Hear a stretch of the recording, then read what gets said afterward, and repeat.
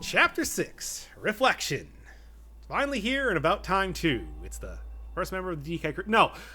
Anyway, the reason that this one took a while is not because the gameplay was very difficult or anything, although that postcard does make it sound pretty foreboding. Guess who's gonna appear in this chapter? And gonna play a big part in it. It's really because, I don't know, I had a kind of a plan for the beginning and I just couldn't get it to work. I'll talk about that when it comes up here. But anyway, so pretty much we start here with a pretty lengthy cutscene, about 10 minutes long or so, where for the first time in maybe the history of all media, characters sit down and explain to each other what is going on. I mean, essentially it's like, hey dude, we're in Silent Hill. This mountain is haunted. With like Silent Hill style stuff.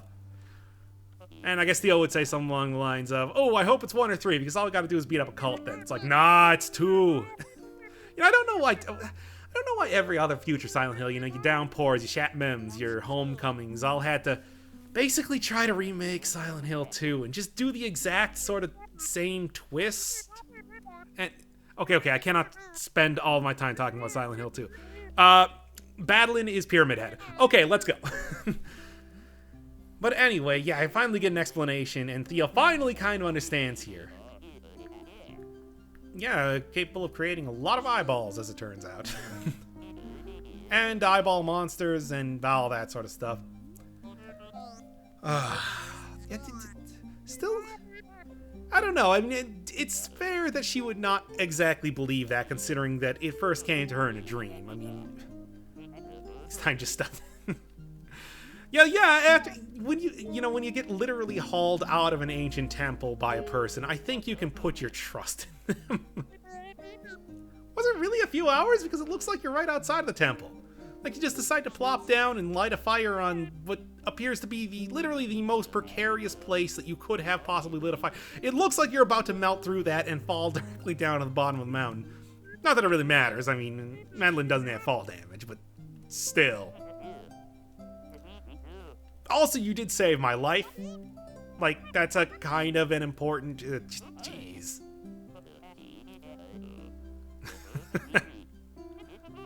Look, I'll make you love her.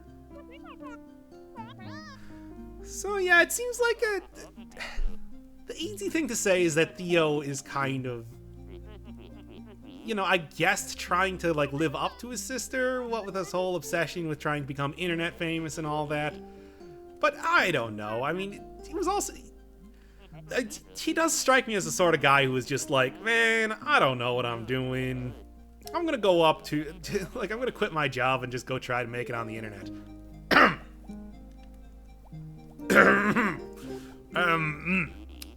Anyway. Hey, yeah, I was wondering who built the temple myself. Because it's like, that is such a weird thing. It's like, why would you build this? It's like... You know, the mountain is already creating pyramid heads all over the place. Why don't we try to amplify that power and just create all kinds of tentacle monsters? I mean, people got all these weird dreams up here and everything. Why don't we try to make them real through the power of mirrors? Ridiculous. Aw, that's sweet. Also, again, you literally saved his life. You threw him into an eyeball. Yeah, you helped a lot by weighing a ton. And also destroying that eyeball. Or whatever happened there. Oh, man. Yeah. Hey, man, sometimes you just gotta do things.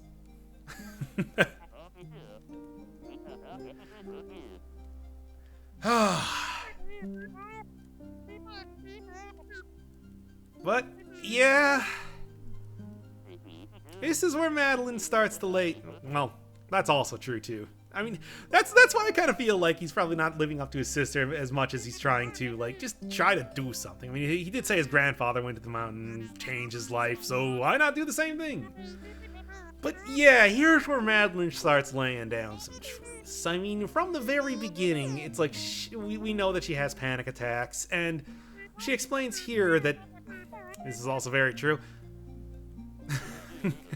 Hope I do that for the channel.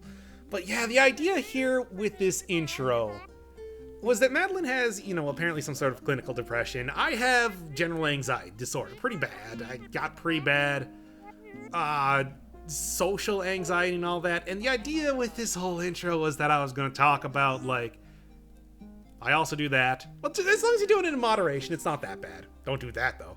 But, like, yeah, so I had social anxiety, and the idea was, I don't know, I was going to give some sort of alternate take on this or whatever, maybe talk about it a bit more. But, like, man, I just couldn't do it. Couldn't figure out how to get it to work in this particular cutscene. And doesn't that kind of say everything? Well. Yeah, and you know, that's totally understandable. A lot of people do that, you know, finding yourself out in the wilderness or whatever. And obviously he knew about Mount Celeste, so I wouldn't really... There's literally a world-class hotel here. I wouldn't really say that this is a completely unknown type of area. Whatever. Oh yeah, you definitely wouldn't want to compare yourself to Alex. That guy's a jerk.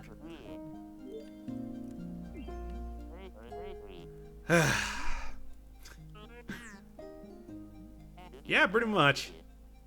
You know, here, I'll give a little bit of an alternate thing. The key word here is irrational. It doesn't really matter if you don't want to feel, well, in my case, anxious, but, like, you're gonna feel it anyway. It's the idea that it's like you think, oh, well, if you just get rid of the thing that makes you feel anxious or whatever, then it's gone. And it's like, it's not like getting rid of, it's not like trying to avoid talking about the whole thing in this video right now got rid of it. It just, if anything, trying not to talk about it was making me more... I'd spent like 10 times trying to start this video over. Ugh. See, that's the exact sort of commentary, which is why I decided, you know what, I can't do this. Doesn't make any sense.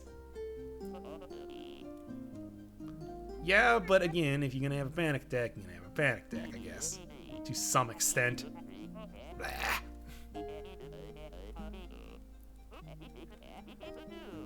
I mean, you know, also the way that you are an Olympic level athlete, it's like you are very qualified to do this. And that's obviously very true. I said this before, it's like she is the shadow archetype of Madeline. She is everything Madeline does not want to admit that she is, or whatever.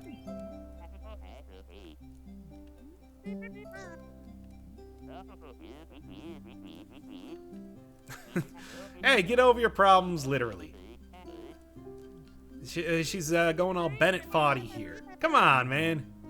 I know that feeling too. I mean, literally every time I'm unemployed, I do something stupid. I think I talked about that back in chapter 3. Or not like literally challenging, but more like I just feel bad if I'm literally lying around doing nothing all day. Because it's like I can do something. Point is, it's just like this. You know, I'll say this for as kind of cliche and simple as the plot is. Again, I'd like to point out your literal reflection is fighting you as you are climbing a mountain to get over your problems. You know, I will say this: it's like this game has good gameplay, and it's also a story-focused game. It's like that is a rarity. Usually when you think of a lot of story-focused games, it's a lot simpler. It's a lot like, you know, you point and clicks, you Telltale Adventures or something like that. This game is actually good. Like, it has good gameplay. Okay, I'm not saying that those games are bad. I'm just saying that usually the gameplay is simple and it comes down to just making choices. You choose your own adventure sort of novels. So it's like, this is actually a very good platformer along with being a game and tackling some kind of weirdo... Usually you don't talk a whole lot about, like, mental illness in games. So it's definitely interesting to see it. I mean, that was straight up one of the reasons why I wanted to look at this game. I knew who Matt Thorson was. I played a few of his games before. This game has a lot of unlockables. It has a lot of, unlockables. It has a lot of places to explore, cool mechanics, nice tight controls, all that sort of stuff. Ah, man. Oh, and actually, speaking of that, I did say back in the first episode, speaking of Matt Thorson, the Towerfall was not actually on phones. It was an Ouya exclusive, which is, you know, Android architecture, but that's probably why I got confused on that. Yay, much better. Although she does kind of look like a porcelain doll there. Bad lighting. What are you gonna do? Oh, boy. At this rate, though, it'll probably be about 2 weeks till that episode comes out. Chapter 7! Reaching the Summit. Not the final episode. There's still a lot of extras, though. Trust me on that.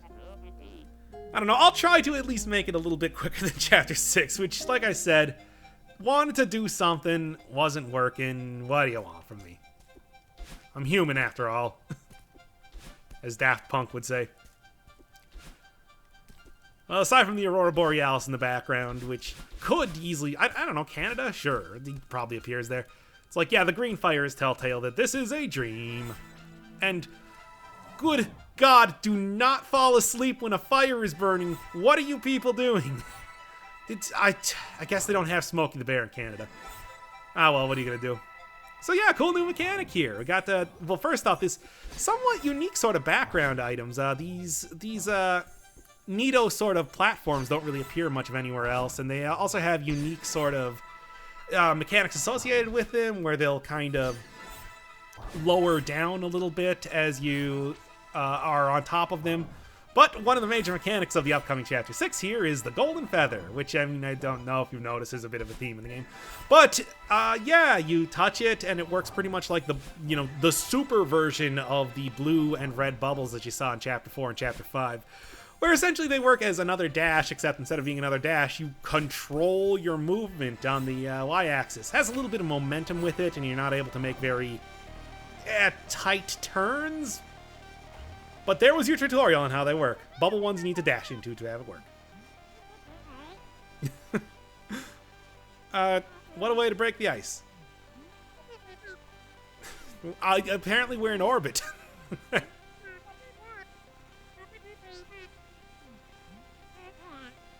Well, not literally, just part of it. Now, you see, again, I'd like to point out, if Madeline played Persona 4, she would maybe understand that this is not the best idea.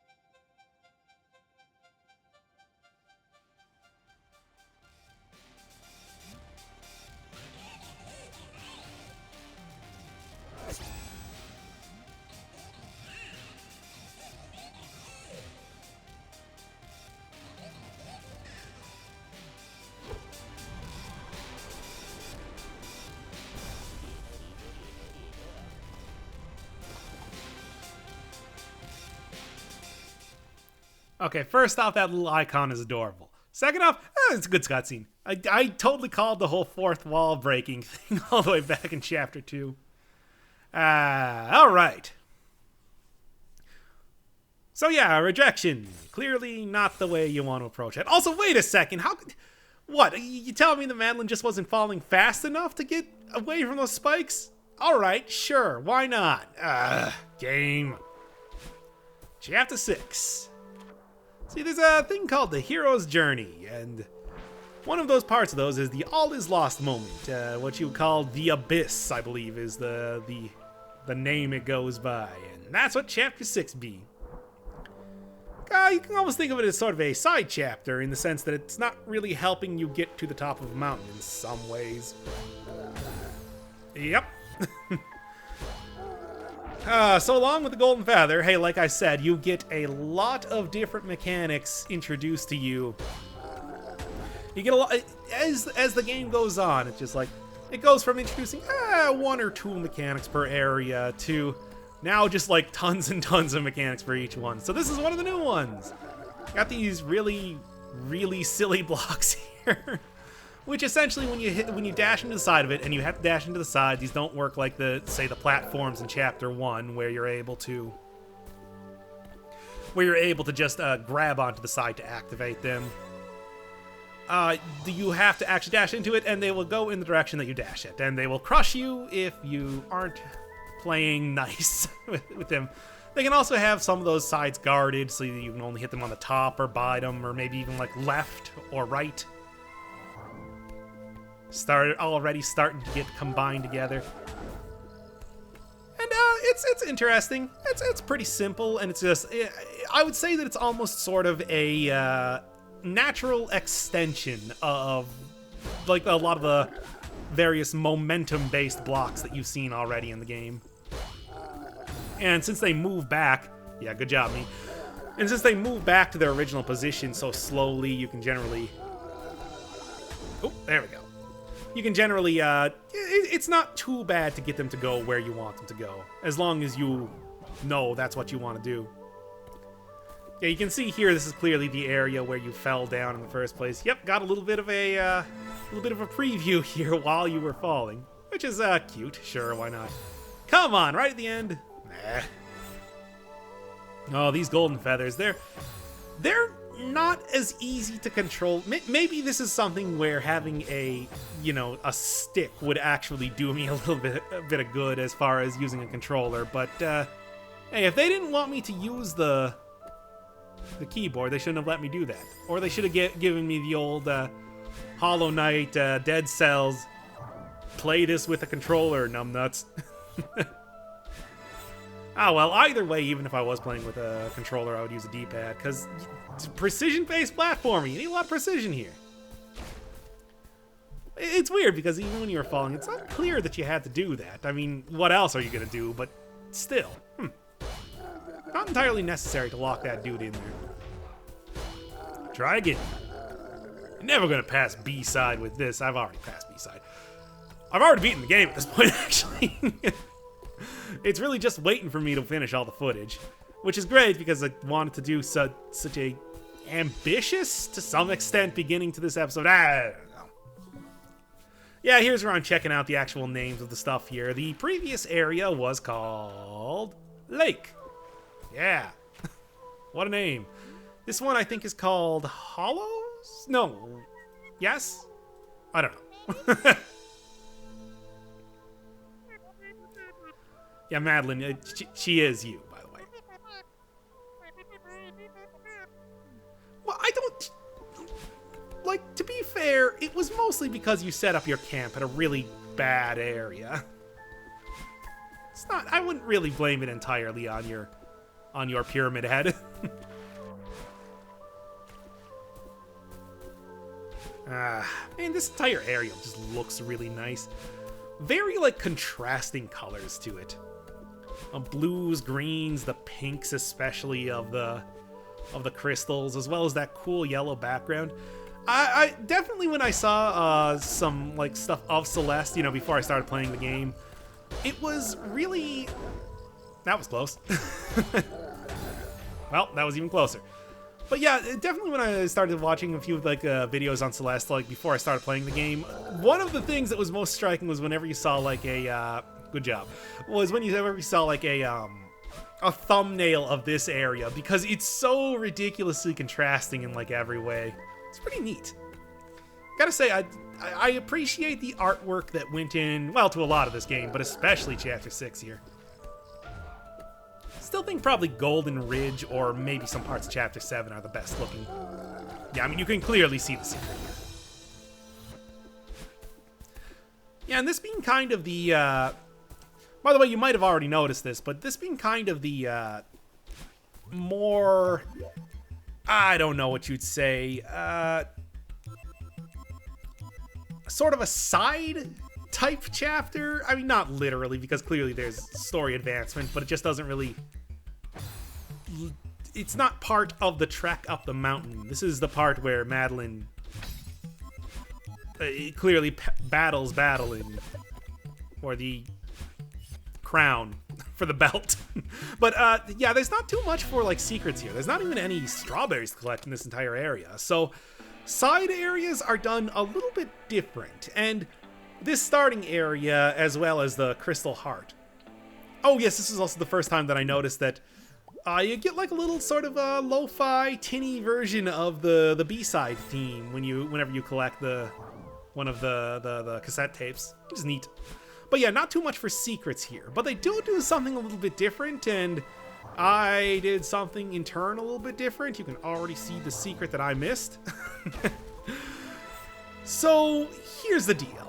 What I did was I pretty much replayed the entire start of this beginning area. This is Little Maddykins, or whatever I called her in the alternate save file.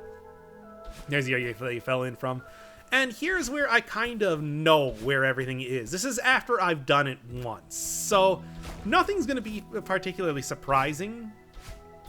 I'll explain a little bit more as I get in farther here, but first off, this is obviously the Crystal Heart. You might notice on top there, those are the same colors as all the way back in Chapter 1. And indeed, when I was initially figuring this out, I had to look back at my notepad file that I made for that to actually remember what I was supposed to do. And then it took me a while to figure out what each one of these things was. At first I was thinking, it's like, okay, so the first one's like a play button, and you're just supposed to, you know, do the thing normally. And indeed, when you do the thing normally, lights up the torch. But then what is like the second, third, and fourth one supposed to be? You can't even see what the fourth one is. That's just like broken off. It's actually way simpler. All you need to... Yeah, the second one is that you just transpose left and right. Took me a while to figure it out, but as soon as I figured out that like play button was not going to work when there's an up and down. What do up and down play buttons mean? But yeah, it's just like, so for the next one, up and down is still up and down. The second one, up and down is still up and down, but left becomes right and right becomes left. Third one, the left and right are still the same thing, but up becomes down and down becomes right. And then you just transpose all of them. Left becomes right, up becomes down, etc., for the fourth one. There you go. Simple.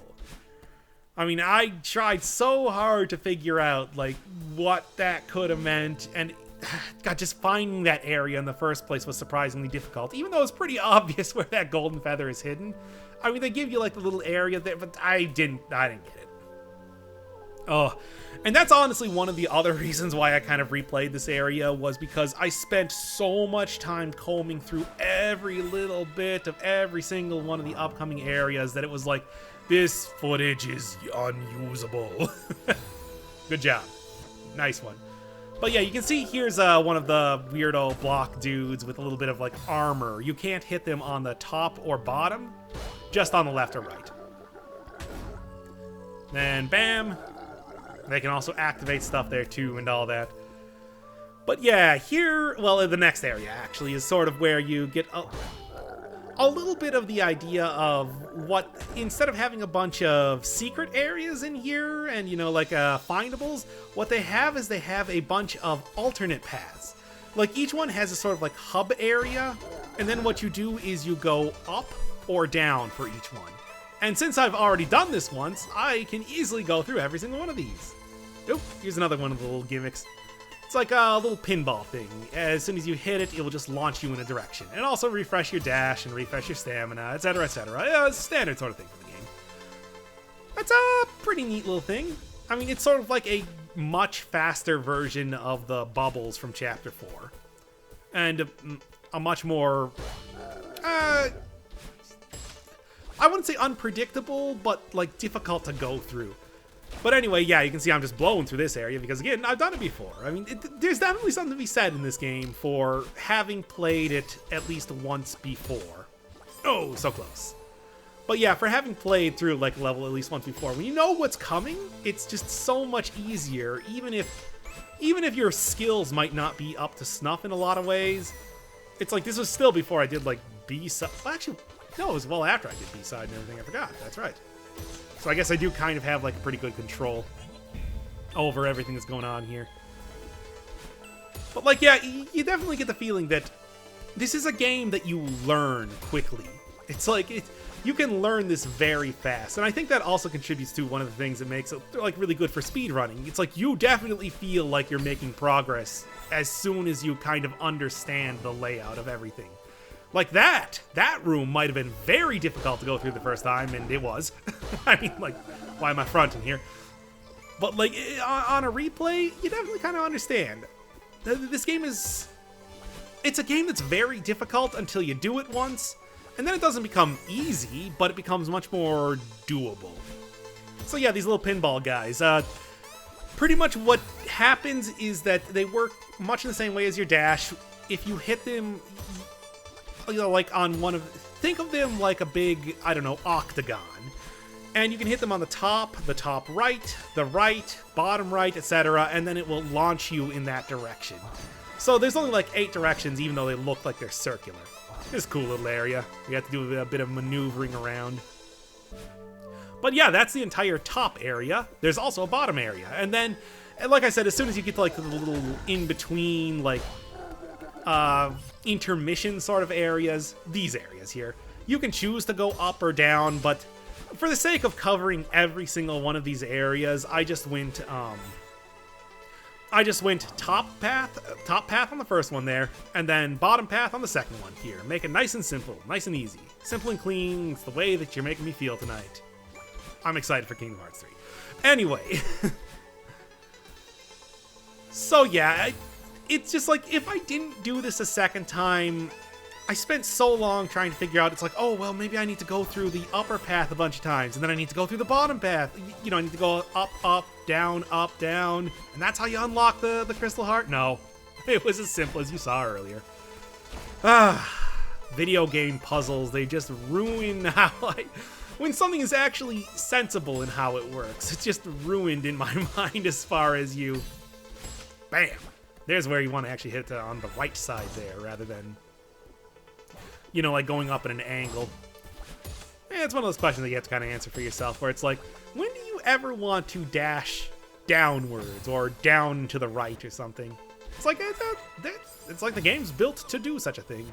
Yeah, there's where the turn radius is kind of not super amazing, and you do have to kind of angle yourself downwards and then go upwards.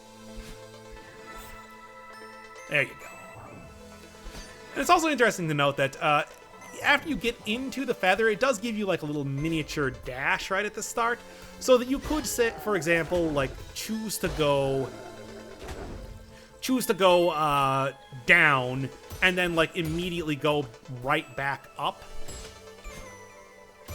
There we are. Well, at least that would have been okay. Since it refreshes your dash, there's no real penalty for dashing into these guys. I do like that they also share the same sort of color scheme as the giant block monsters, too. That's a nice little touch. And here I try to kind of stay near the bottom a little bit, even though you have more than enough time to take whatever route you want. There's actually multiple routes around here, but just to be able to let you see it. Alright, and then here's the little last area where I hope you've been getting good at those golden feather movements, because this is... Yeah, gotta dash into those ones. Because this is where it really matters. Yeah, and then this is back to the proper original style thing. Bluebird, I'll get you yet. But yeah, this is back to the first playthrough. We're done with incredible pro strats going through Celeste with Doc Firebird. The fieriest Doc Bird around. Yeah, I didn't tell you this, but you actually suck real hard, so I'm kind of glad that you're giving up. Watch out, one of those might kill Cuphead.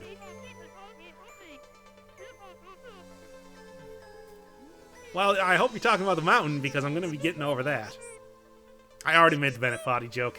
Damn it. I hope if you're watching this like 10 years later, you still know what that game is. I hope you're still watching this 10 years later.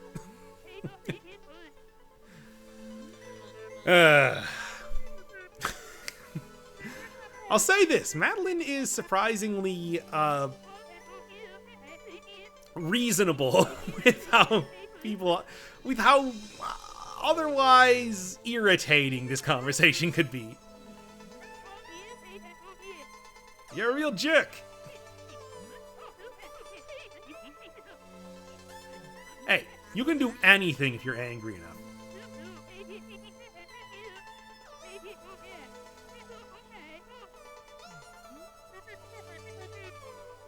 Well, yeah, dude.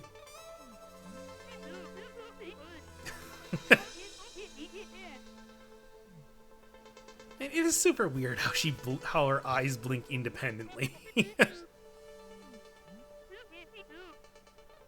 I guess when you're old, your eyeballs, your winky bits, just stop working so good. Those are called eyelids. I don't even know. I do like that there's that little elevator there. Gives a bit of realism to why exactly she's down here. Although there's no real reason as to why exactly, you know, she would be hanging out in the reflection area. I don't know, the underground, but whatever.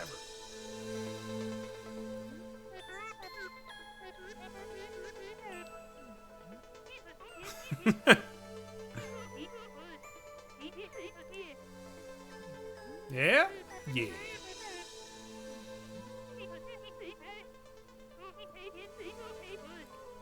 I mean, I guess. Healing is one way to put it. I mean, God knows how many times that I've been revived here. Yeah, healing would be a way to put that. Hey, guess what?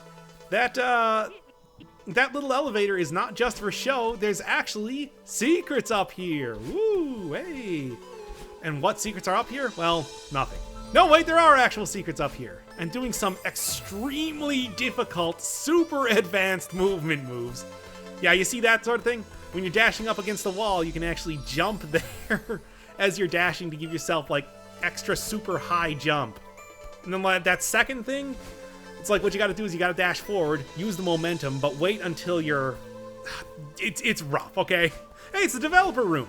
And hey, there's Ogmo. That's clearly supposed to represent Matt Thorson. I have no idea who any of these other characters are. I'm sorry. I hope that these aren't all extremely well-known people, and it's embarrassing that I don't know who they are. But I do know who Ogmo is. He's the main character from Jumper. Hey, that's cool. Unfortunately, it's just, you know, kind of a cool little developer room thing for doing an extremely difficult set of jumps. Can't actually talk to them or interact with them in any way. Still, pretty neat. Also, I just was looking at the elf girl guy there, and has pretty much the same sort of model as Madeline. That was neat. So yeah, developer room. Because I'm covering basically everything in this game. Why not? Oh god, I can't even tell you. That took me like a good 20 minutes or so just to get into that area. Those jumps are really, really difficult. So anyway, this is... Let me look it up. It's called Reflection. Wow. And here, you might notice that this little area, very downward focused. I've talked before about this, but there are like water physics in the game, and you might have noticed that there are a lot of pools of water in the previous areas. I think that this is where the water physics were actually supposed to be used. Reflection here. As you're going down to meet up with the Lord of Weird Tentacle Hair monster thing battling. But I think that what they chose instead, what like the design was instead. Wow, that was some jumping there. The design instead was that it was just going to be falling instead, which, you know, like you had too much control in the water. Because the water is pretty much just, you move around freely in the XY, or, yeah, the XY, like, axis. If you saw Dungreed, it's like using the wing item. If you didn't watch Dungreed, that game was really fun. Here's like a big pool of water. So I think that originally, this was supposed to be like maneuvering underwater. And it's like, the water physics are fine, a little lacking in animation, but it just seemed unusual to me that instead then they just decided to make it falling. And here's like the one area that might have survived that sort of removal. I mean, they even have special like a special music filter for going underwater, which is why I think that it was going to be used a lot more, and this would be like the area to use it. Very, very Mario. Look, there was even like a little animation for the water as you popped out of there. The surface tension was there. I don't know. I suppose, yeah, you know, like falling too, you know, controlled falling is also a pretty platformer thing, so it's cool. It's cool. I just think that's interesting that they decided not to go with that. These are not even difficult things to make, although it's probably the most detailed version of those crazy platform faces you're gonna see. Also, something to note that when you're hitting the side of the platform, you actually get quite a little bit of a boost up in the air. This is something that comes into play a lot in B-side, as I'm sure you would guess. But yeah, ultimately, a little tiny short area, not too difficult or anything. Looking for ball?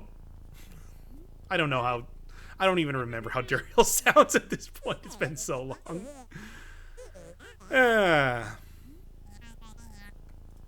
So anyway, this is... I think this one's called Rock Bottom?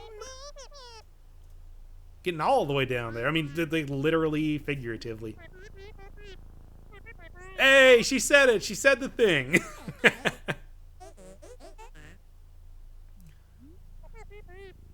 Yeah, Badlin, come on. Okay, what is this anime shenanigans?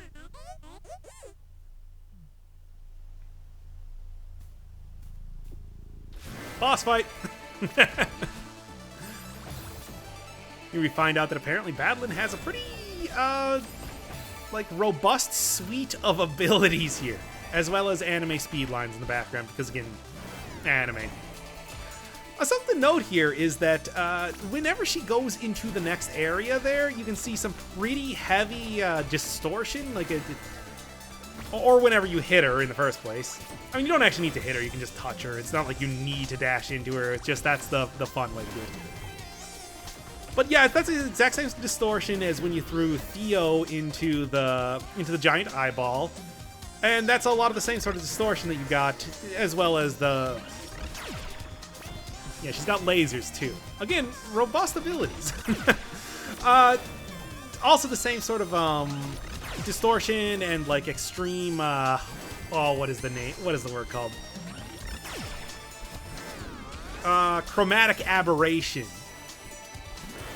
So it's like, hey, again, something I think I said all the way back in like chapter 2 that it's that sort of... That's how you know that supernatural things are happening, whenever things get all... Whenever you get video effects. That's a neat way to... It's a neat way to show that that's kind of what's going on. Well, yeah, let me tell you this. It's like...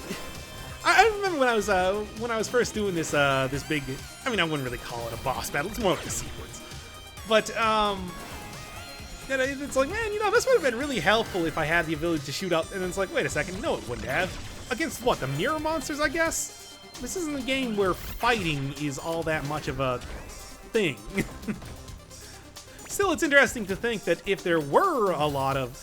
Like, she's got bullets, she's got lasers, ability to fly. It's like, if you want to have Badlin be a fighting game character, well, if you want to have any character from this be a fighting game character, have it be Badlin here. She's got the most robust set of moves out of anybody here. Ridiculous.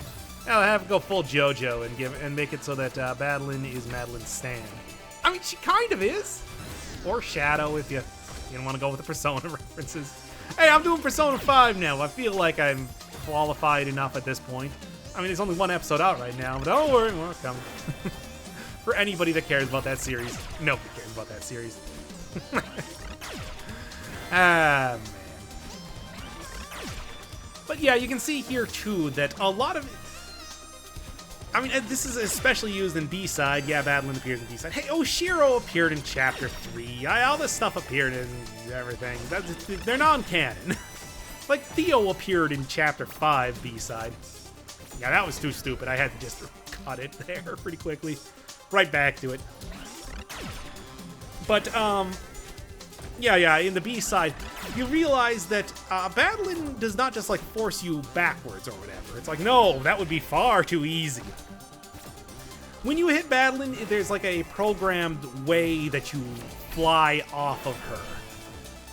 And it's kind of difficult to predict. I mean, this entire battle, much like the last area was all about controlled falling, this area is all about kind of like hitting a specific spot. And then when you're not entirely sure, I mean, it's usually pretty telegraphed. You can kind of like see walls and whatever that like, well, I guess that's where I'm going to be going. But it can sometimes be, wow, for real. Again, there's another quick cut right back to the action because, come on. I mean, it's almost impressive how I missed that. But yeah, it's a little less predictable sometimes when where you're supposed to be appearing or where you're supposed to be going. Especially with all of these cave story, sacred ground style falling rocks around here. Can you tell that I might have been a little frustrated with this fight with how I'm editing it here? Oh, come on. And yes, you do need to hit Badeline every single time, because otherwise the screen does not scroll down and it's just a death hit down there, like that. So don't think that you're going to be clever and just try to kind of bypass the quote-unquote boss fight here. That ain't happening. Yeah, thankfully those lasers, the projectiles less so, but the lasers are actually pretty not too bad to deal with.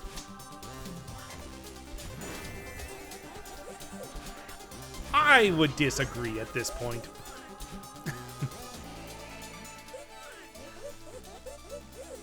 I mean, to be fair, a lot of this wouldn't have happened if you listened to me.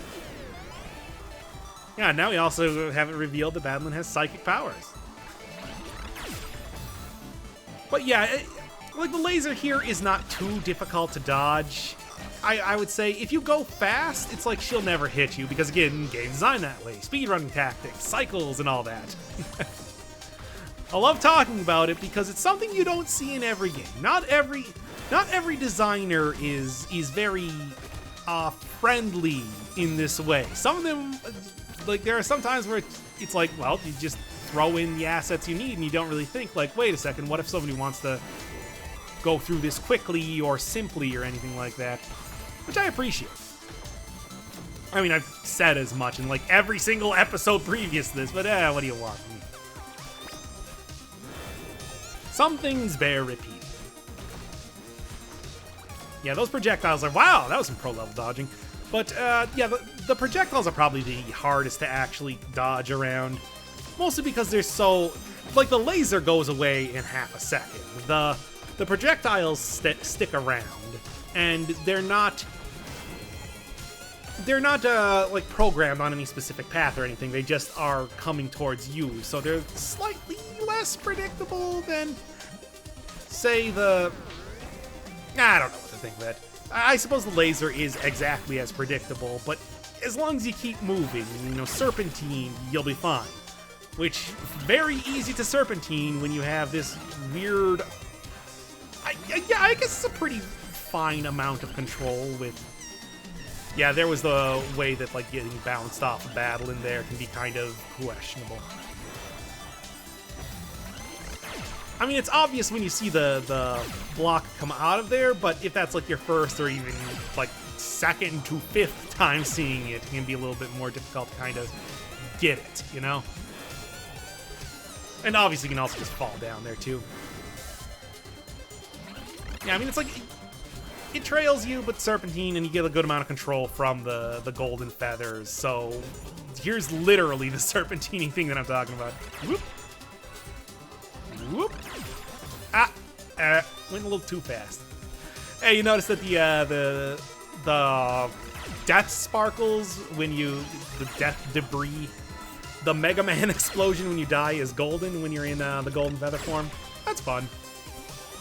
Again, one of those things like Theo having green death sparks. It doesn't really matter. Yeah, I searched around there actually after all those crystals get destroyed. There's nothing there. But yeah, it doesn't really matter, but it's neat. It's a neat thing. It's a cute animation.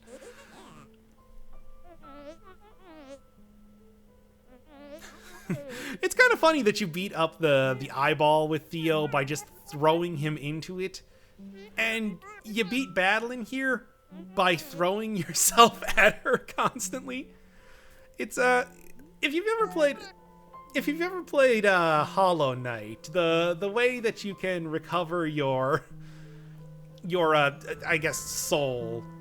Oh.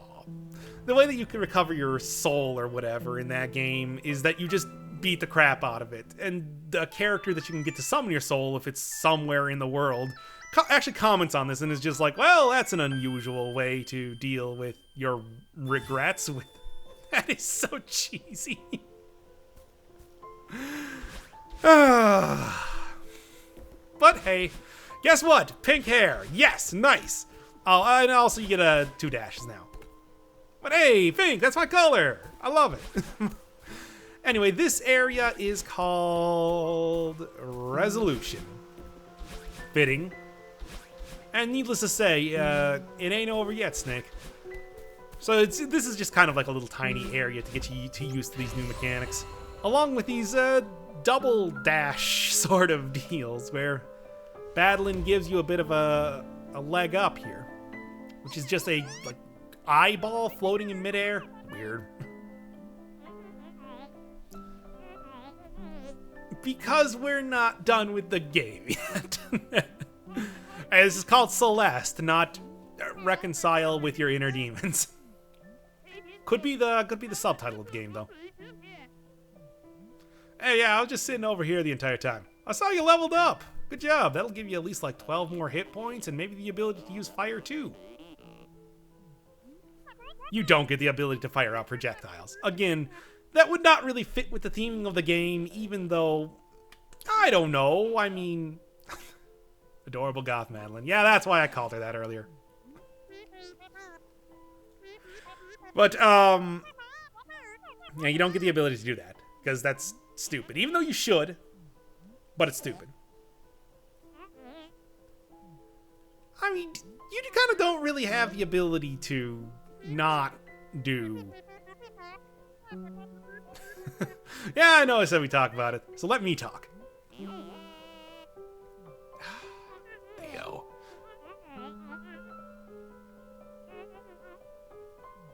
I would like to point out that that wasn't the mountain that, yeah, whatever. How do you shame yourself into, oh wait.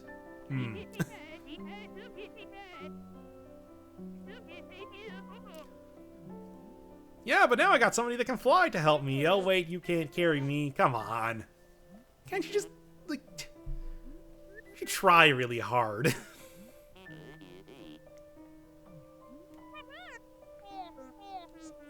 My God. She's getting rid of the backpack. Not even entirely sure what's in that backpack, but I guess that's meaningful. Hooray, I got another achievement. Oh, also I beat the chapter. I mean, let's be honest here, what's more important? Also, I didn't realize that Madeline had a little bandage on her face. Huh. Okay. Maybe that, because it's not in her portrait. Yeah, no, we're not going to summon yet. That's next time. All right. Very similar to the, I mean, first off, oh man, this is a start. These first few areas of the B-side are the hardest. Like, they are a bit of an uneven difficulty curve in the B-side.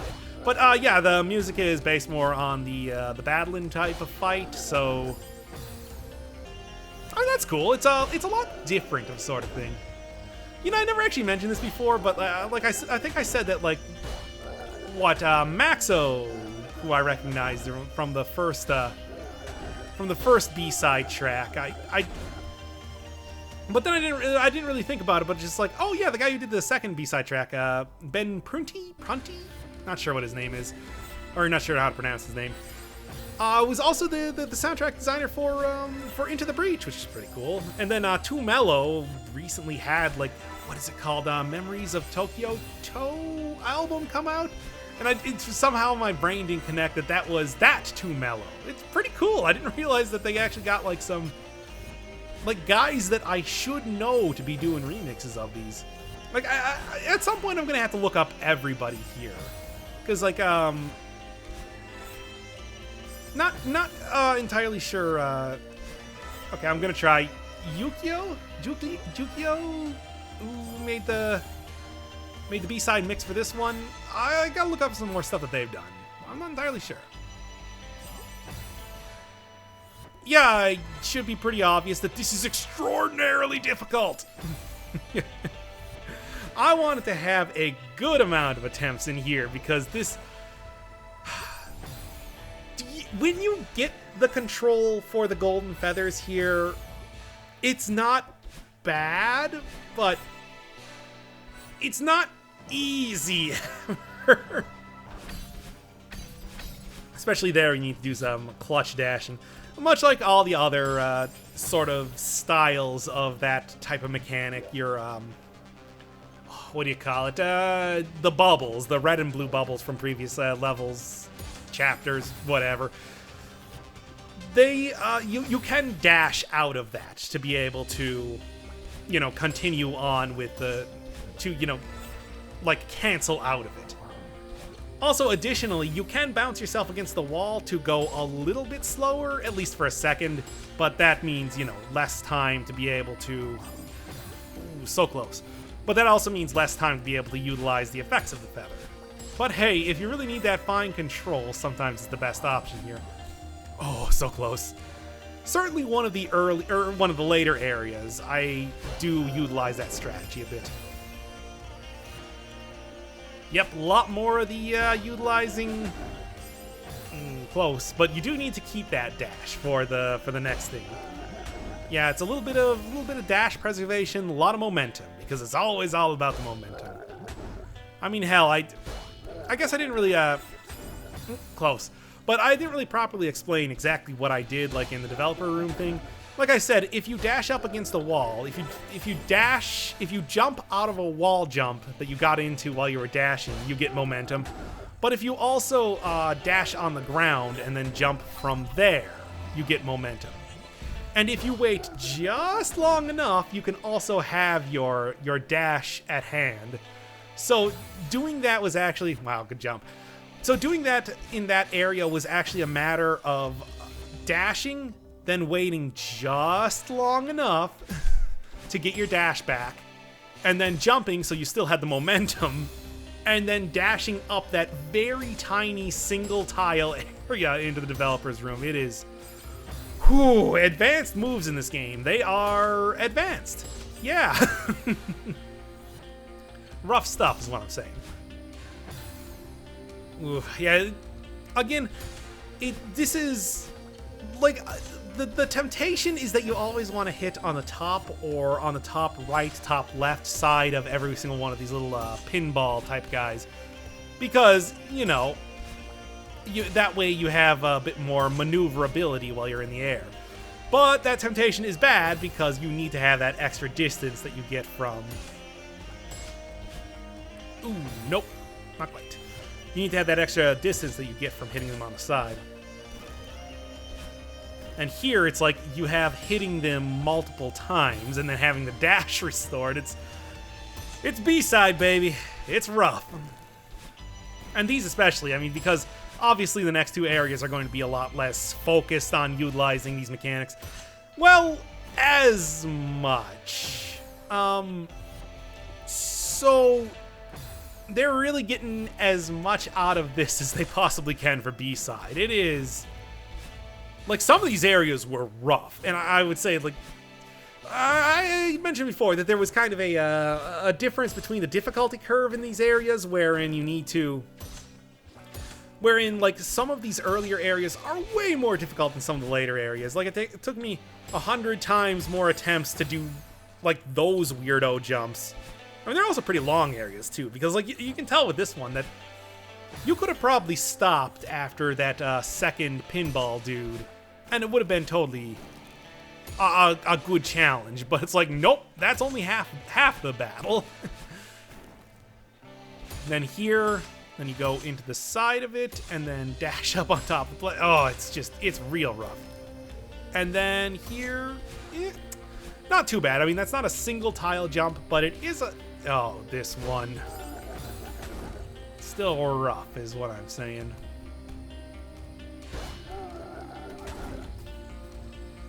It's interesting. It's like, this is technically not part of the climb up the mountain, and yet there is a lot of stuff going on in here. I mean, I guess technically maybe these platforms are like indication there's still stuff living down here along with the vegetation, but it's still kind of weird. Okay, this area. This little area is ridiculously difficult. This is actually the point in time where this is what I was talking about, where I said that I would actually kind of take advantage of the whole like bumping up against the wall so that I was moving a little bit slower by going immediately left there as I got the golden feather. And then doing like a sort of tricky jump. I mean, obviously you're supposed to dash directly back into the weirdo living platform thing, like after you get out of the golden feather, but I found a slower but safer way to be able to do that. But then after that point, it is real difficult because obviously what you're supposed to do is you're supposed to like dash into that little pinball guy and then dash into that platform, but you can see that it's not even just like totally clear down there. There's actually a pretty little it's sort of like a little alcove you need to hit on the side of it. Like, there are still spikes around it when you're trying to do the dash against that platform. Here, when I actually get it proper. Yeah, there's that bounce that I was talking about in regular speed so you can actually see it. Like, yeah, here. Jump, and then you gotta be fast.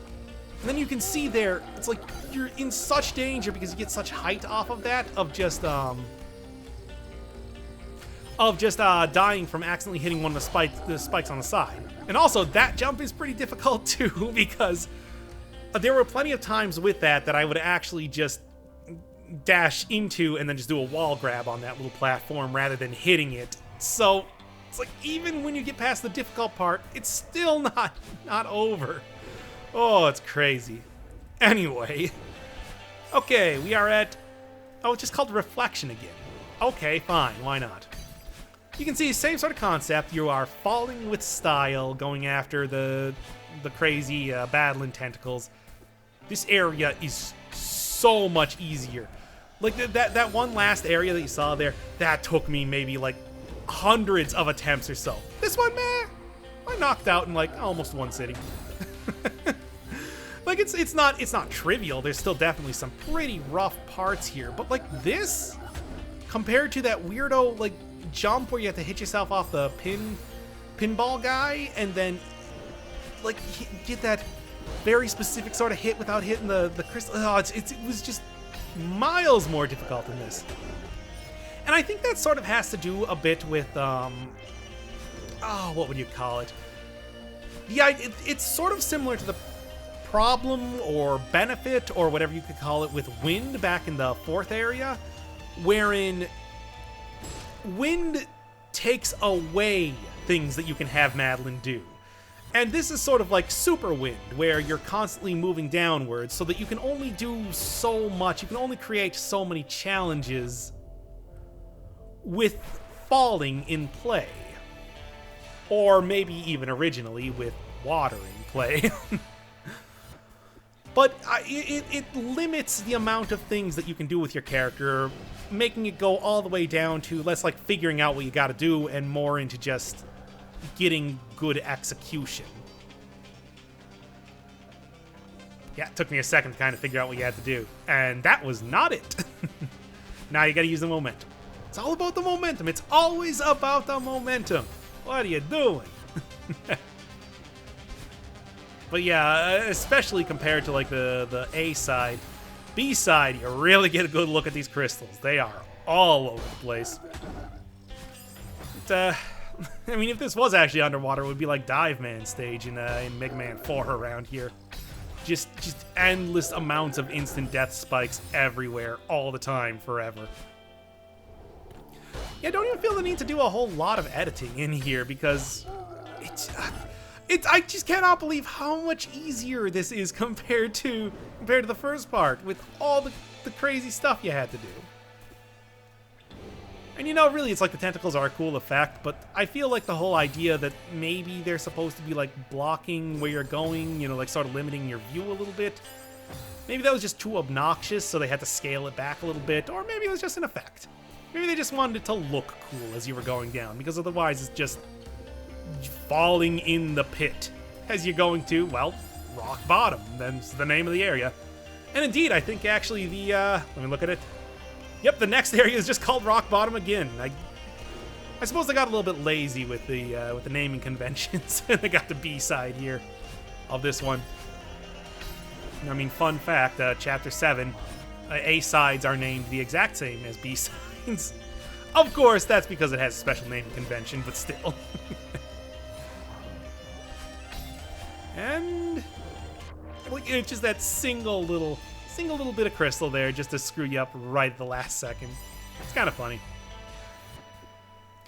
But yeah, pretty simple to see what you got to do here, and just simple execution to execute them. I mean, it's simple. Like, simple might be a little oversimplification, yeah, and I tried to think of a different word to make that not stupid, and yet I didn't. But yeah, to get the proper sort of leverage, you do kind of need to be hanging onto the wall on the right side there. Because otherwise, it's actually pretty tough to hit that. And bam, bam, bam, wham, bam. Not quite there. So many crystals. I wonder if these are worth anything, or if they're just like rose quartz. They're probably just rose quartz. I mean, either way, if you tried to dig out this mountain, it would probably kill you. Let's be honest here. It's like that is the least natural looking thing, but hey, whatever. I'm not the one designing the game. Blame Ogmo, which you saw back there. Oh, man. Alright. Yeah, it's really just follow the tunnel. This is not even like falling with style. This is like straight up flying to a certain extent. At least as close as you can get with flying insofar as using the green crystal mechanic goes. You know, it's weird. You get kind of like an idea of what everything else is, but why green crystals? I never got that, and I don't think it's ever explained anyway. Here we are. That's spawn camping battling. That is in bad taste. But yeah, here, especially in B side, you can very easily see, and this is called rock bottom. Yeah, rock bottom. Okay. Yeah, you can see here in B side of rock bottom that it's like you can really get a feel for how you're sort of forced into a specific. Oh, so close. You can get you really get a feel for how you're forced into a specific area after you bounce off battling here. Conquer your problems by running into them. You know, that is one of the weird things about this whole part, wherein you ultimately I mean, okay, obviously you're like making amends with Madeline 2 in sort of like the end of here, but like the way that Madeline overcomes her problems, her shadow archetype, is by running into her a whole bunch of times. I mean, I know I said that that's exactly what like Theo did and everything too, but I don't know. I guess that does also kind of beg the question. It's just like, what do you do? In a video game sense, boss battle makes sense. I mean, it's a very to literally fight your demons is very if you ever played Condemned 2, you literally fight alcoholism, which is a demon in that game. It reminds me a lot of that, but I mean, this game is a little bit more nuanced. So it kind of surprised me that it's like they don't try to go with something a little bit more ambitious as to how Madeline sort of solves her problems, but it's at the same time, it's like it does make you think, like, what would that be? I mean, I talked a little bit myself about how yeah, you're not supposed to get the feather here, by the way. That's not how you do this, because the feather does not respawn fast enough for you to get it a second time. No, you have to actually use the crystals to hit battle and then do that. But yeah, like the entire game thus far has been all about like trying to figure out, like, you know, learning about herself and kind of like coming to an understanding of what it is. But it's like it's true. You don't really have a real idea of like how you would deal with this sort of thing. Madeline finds her own way, you know, kind of comes to a compromise, sort of an understanding that they're scared, and, you know, she wants kind of the same thing. I mean, ultimately being part of the same person, she wants the same thing. It's kind of weird that you fight her with violence, though, is all I'm saying, I guess. Or whatever is actually happening when you're bashing into her here. Anyway, yeah, this is what I would call a little puzzle area here, wherein you're just kind of trying to figure out. I mean, obviously you have to actually hit Badeline to scroll the screen. Like I said, it doesn't scroll without you hitting her. And then you're kind of trying to figure out the optimal route to hit every single one of the little emblems to get to the next area here. It's honestly kind of weird for what's allegedly sort of a battle, kind of. Like, the projectiles the Badeline is spewing out are a total non-issue. Well, what I can say, though, is this is very difficult. Yeah, see that? I'm supposed to hit it a second time, and then here, get hit into that. Ooh, and I screwed up that dash quite a few times. And hey, I hit Badeline last time, which was a total non-issue considering everything else I had to do in that area. Man, what a room that was, I'll say that. I mean, after the kind of reprieve that reflection gave me, it's like this definitely amped up the difficulty quite a bit again. Also, I don't know if I noticed this before, but it's like the speed lines in the background are actually vertical this time. Maybe that was in the original fight too? I don't know. And here we actually have the projectiles being something difficult to deal with again. And I think I just got through that one with luck, so whatever. Yeah, it's just like, you have to kind of like look around. I don't know. I think, you know, the whole idea of this being you're supposed to hit a specific area in the... Oh, new area. This is called... Reprieve. Okay, that's why I used the word for reprieve earlier, because I read it. I read it. But, yeah, the idea here is that you're supposed to be hitting a specific area. Like, you're supposed to use your precision and jumping and everything to get into a specific spot on screen. Like, there's a target to hit.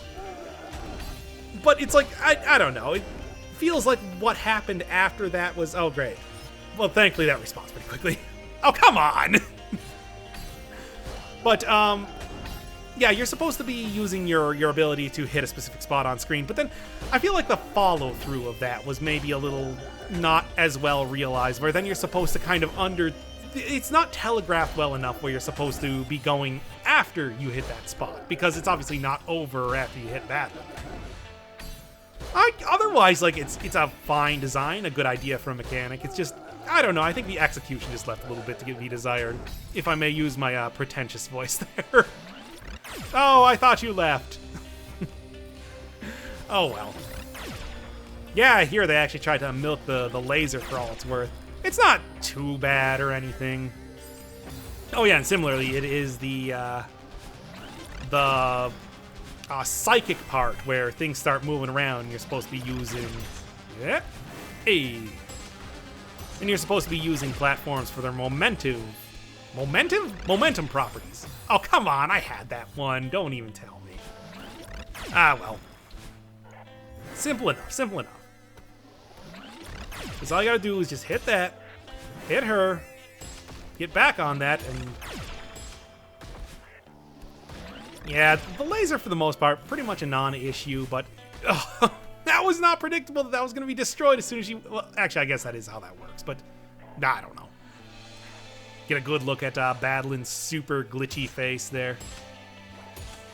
Enter the warp zone, the glitch area, or whatever. Meat Boy reference is what I was trying to go for.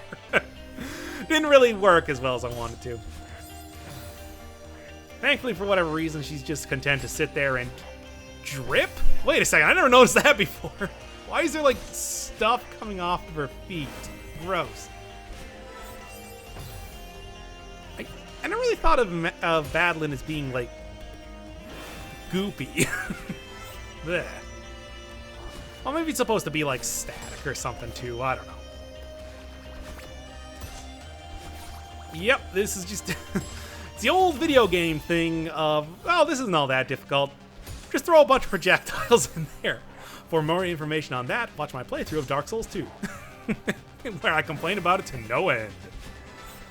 Well, complain. I discuss it. I don't want to make it sound like I was complaining the entire time, because okay, I was fine. You got me.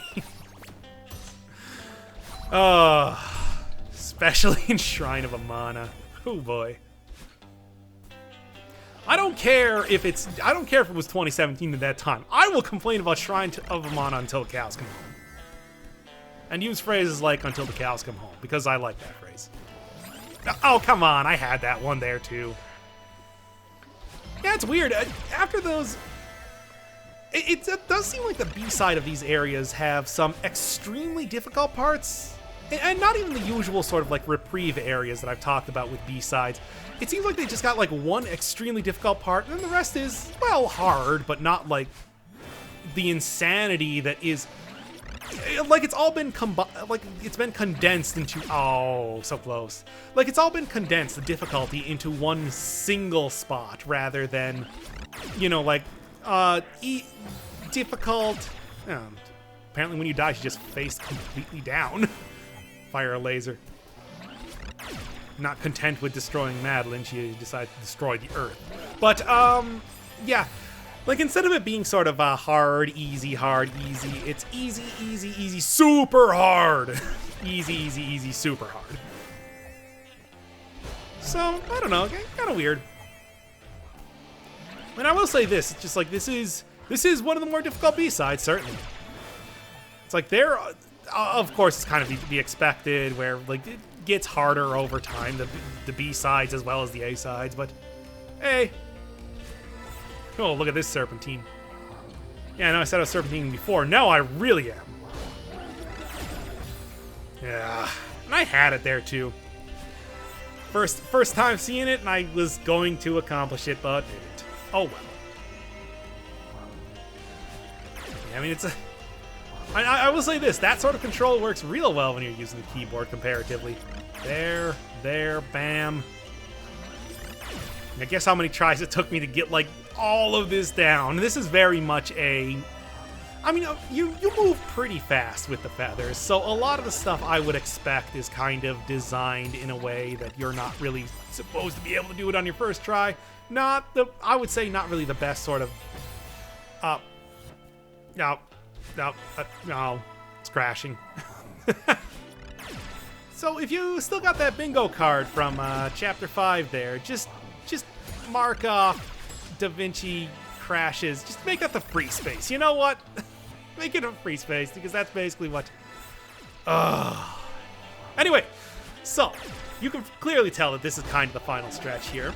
I mean, even when I was playing this part, I was thinking, it's like, damn, I have been doing this for a while. I will say this, they definitely get the most out of this whole, sort of final battle-y type thing here. Like, you are really in there for a grip. And although I would say that's not the most difficult of the various spots that you go to, put up a decent challenge. Again, just like that whole super hard, and then not too bad. Because nothing is easy on B-side. And this, similarly, not too bad. Just kind of proper timing, as you would. Lo-fi version of this song is interesting sounding. You just give it a second to listen. Oh great, it's this thing again. Oh, remember how much trouble I had with that with Chapter 4? Yeah, well, there was some editing. Let's just say that right now. At least you're given the ability to refresh your dash pretty easily. It's just the most basic timing, and I still screw it up a lot. Man. Center of the Earth. Hey, that's where Badland said she was going to take me. Interesting. But, apparently accurate. Kind of. Wow. Also, she's got little dimples on her face. That's cute. That bandage totally does not appear in the game, though, right? I'm right about that? It was a design decision that they just never went along with. Next time, the summit!